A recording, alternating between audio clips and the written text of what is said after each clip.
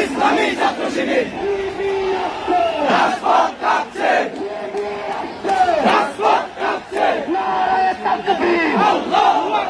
জুলাইয়ের প্রশাসন 10 আগা ভাষণ, জুলাইয়ের প্রশাসন, জুলাইয়ের প্রশাসন।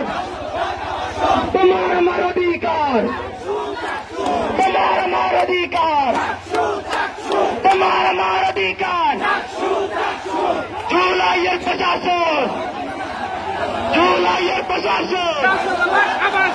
শিবিরের কয়ে দফা, শিবিরের কয়ে দফা।